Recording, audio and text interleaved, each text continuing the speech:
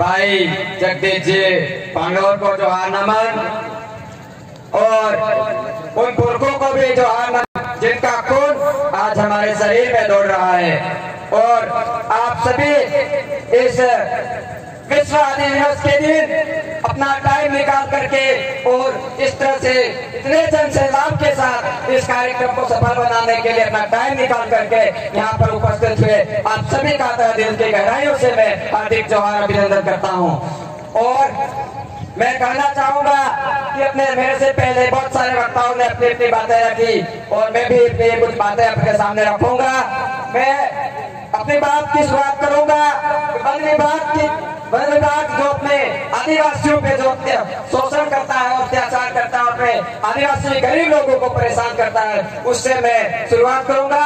क्यों अभी अपन देखते हैं वन संरक्षण अधिनियम 2023 पारित हो गया है, उसका अपने आदिवासियों पर क्या असर पड़ेगा आप लोगों ने कभी सोचा समझा? क्या इस बारे में आपने कभी मंथन किया? बहुत समझने की और सोचने की जरूरत है कि इस तरह से जो संशोधन हो रहे हैं, संविधान में जो बदलाव हो रहे हैं, उससे अपने आदिवासियों पर कितना परिवर्तन हो सकता है उसको समझने की जरूरत है। अपन बात करते हैं जंगल जमीन की।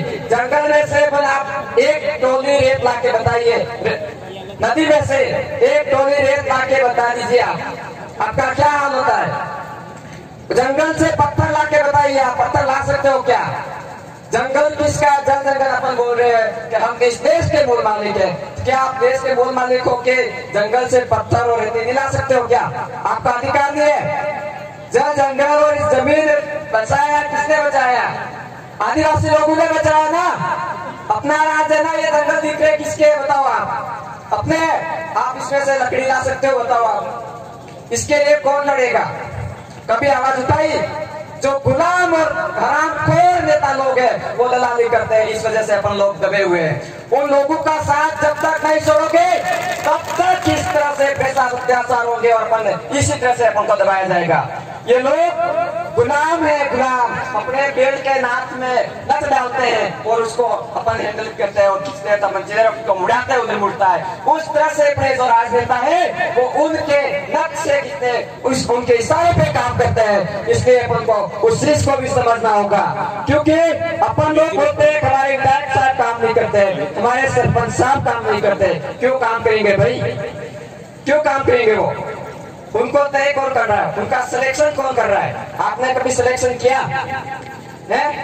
आप लोगों ने कभी सिलेक्शन ही नहीं किया तो आपका काम कैसे करेंगे और आपकी बात कब सुनेंगे? वो उस चीज को समझिए। आप आदिवासी परिवार, आदिवासी समाज, आदिवासी जाजम की बात कर रहे हैं तो इसका मतलब क्या आपने समझा?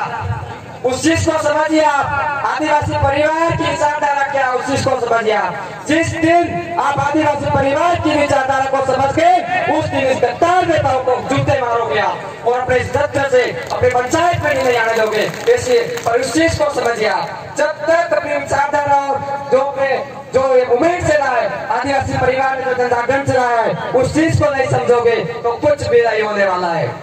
जब तक आप लोगों के बीच में से बैठा हुआ आदमी विधानसभा, जब तक अपने बीच में से आदमी अगर विधानसभा लोकसभा में नहीं जाता है तब तक अपने साथ इस तरह से घटना होती रहेगी। इस चीज को समझिए। आप आदिवासी परिवार ने व्यवस्था बना रखी है, नियंत्रण, निर्देशन, सिलेक्शन और एक और है जो अपन करते हैं इलेक्शन।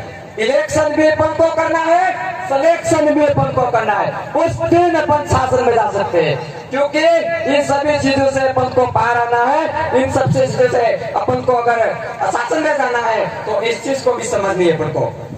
जब तक हम अपने बीच में से जाजम में से हमारा ये आदमी होगा जो विधानसभा में जाके टेबल बजा के हमारे हक अधिकार और गरीब आदिवासियों की आवाज उठाएगा, इस तरह के आदमी को अगर विधानसभा में नहीं बचेंगे तब तक अपनी इस तरह से घटना होती रहेगी। आप देख लीजिए, कल परसों की बात है, गोकुंदा में उस महिला को, कालकी बाई को मार दिया गया। क्या हुआ? कोई अपने इधर से राजनेता बोला, कहीं ट्वीट किया, आपने देखा? क्यों नहीं बोलते ये लोग? ये गुलाम है। समाज के गद्दार है ये, समाज का सर्टिफिकेट लगा के चुनाव जीतते हैं और उसी पे चुनाव जीतने के बाद समाज को ही भूल जाते हैं। ऐसे नेताओं को जूते मारो, अपने ग्राम पंचायत के अंदर भी मत आने दो, ये कहना चाहते हैं हम। तो जिस दिन अपना मत का महत्व समझ जाओगे ना, उस दिन ये सारी बीमारी खत्म हो जाएगी। सबसे बड़ी और गंभीर बीमारी यही है राजनीति। सभी लोग राजनीति करते हैं। हमारा ये आदिवासी परिवार का ये मुहिम है वो राजनीति विहीन है, उसमें कोई राजनीति इंटरफेयर नहीं है। हमारा कोई आगे से टिकट विकेट कोई फाइनल नहीं होता है। आम लोग सभी लोग बैठ के तय करेंगे कि हमारा ये आदमी होगा जो चुनाव लड़ सकता है, फिर विधानसभा जा सकता है। उस चीज को समझो। आप लोगों ने अभी तक क्या किया? वोट दिया, ऊपर से ये तय करते हैं हमारा ये उम्मीदवार है, उन लोगों ने वोट दिया, आप लोगों ने वोट दे दिया। 75 साल से ये करते आ रहे हो।